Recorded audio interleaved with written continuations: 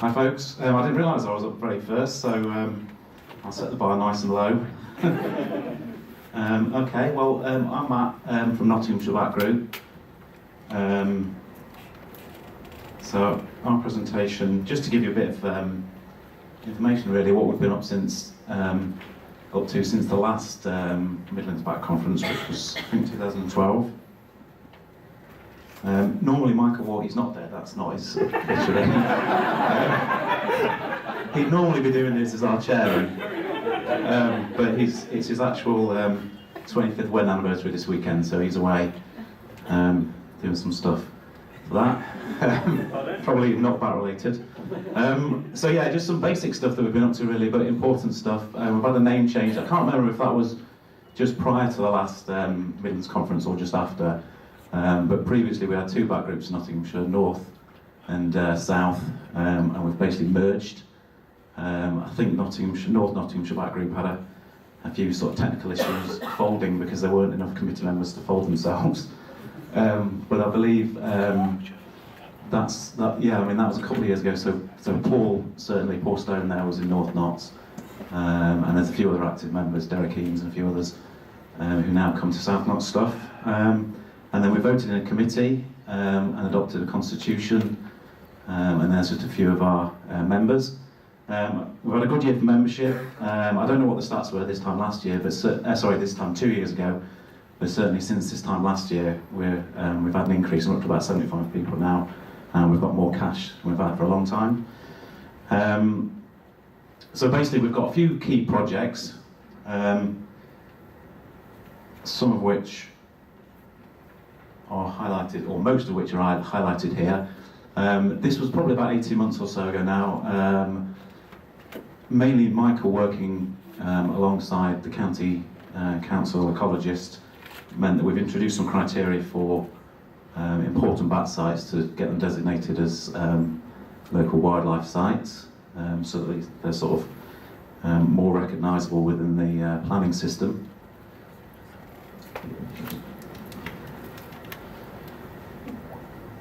Don't ever buy a huddle from Tesco's, this has stopped working.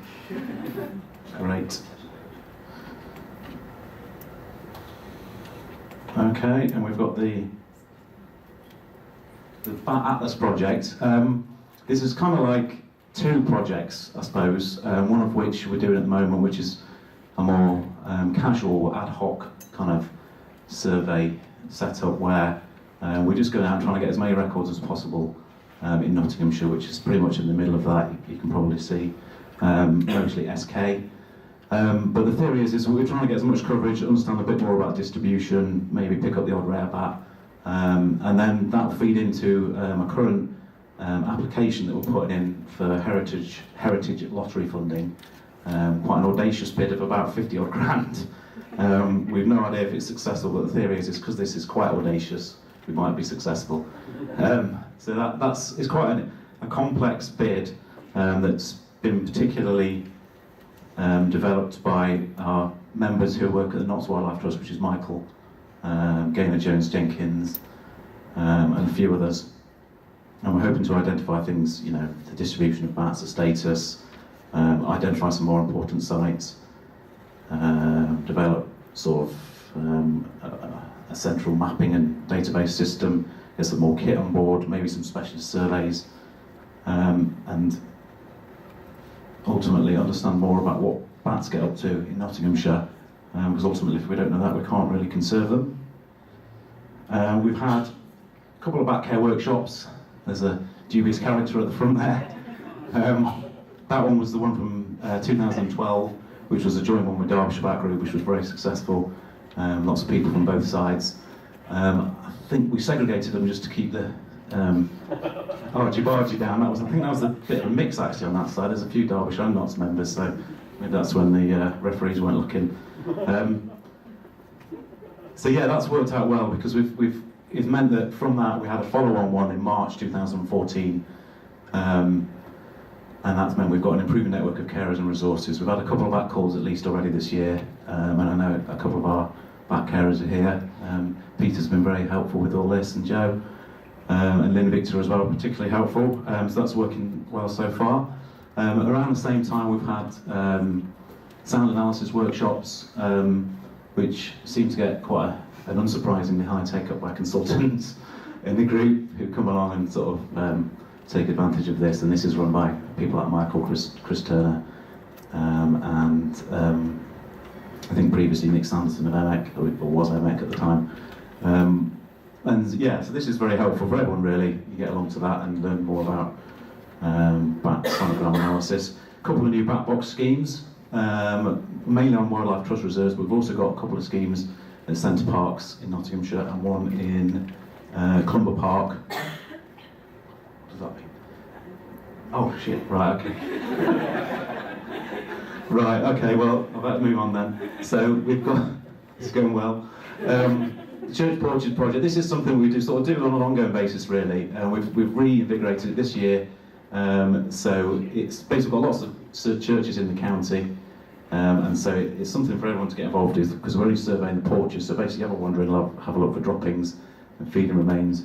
But perhaps one of the most exciting developments this year is that we've been chosen as one of the pilot projects for the National Enthusiast Pipistrelle project.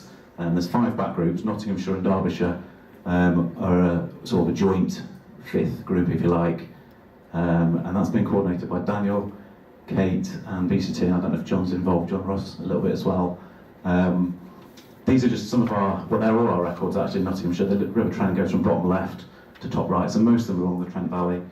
That's something that we can look forward to, going out and doing some harp trapping, using lures. You'll probably hear about this or read about this in more detail, but if you've got about 5 seconds, you can take that in.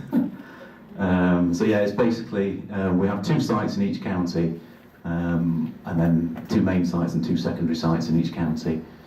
And then we go through this season trying to find enthusiasts, take some first samples and ring any bats and go from there really. And because it's a joint project, we just wondered whether it could get competitive. So whilst we were on the training weekend last weekend, which was at Blagdon, me and Bill had an informal competition. My trap's on the left, Bill's on the right. Didn't go that well, Bill. And then generally we just do walks and talks, usual kind of stuff really. MBMP counts, they're the main ones that we do, I understand. VBRV visits, we've got a licensed trainer, Michael. We try and get to the regional bat group meetings. I know we're not always brilliant, so apologies for that. Most of our members, or some of our members rather, go to most of the conferences. Keep an eye on records, do bat box checks. As I say, there's a bat box check being undertaken there. Obviously, dogs welcome. We've had a few talks. There you go, there's a few highlights of some of the people we've had so far, some people we've got confirmed, and then still hoping for the bottom 2 as well. Brilliant newsletters, because I write them. There you go. And there's just a list of our events, which you probably aren't going to have time to see. Time is up. Oh, and I just want to mention this as well. You'll see adverts around. This is something that we've organised in conjunction with Daniel Whitby of Animal, I can't say it, but he's from here, AWAC. And basically that's going to be at Clumber Park, so that's going to have obvious conservation benefits for bats in Nottinghamshire as well. There's a couple of spaces left on that. And if you want to follow us, we're on Facebook. Thank you, cheers.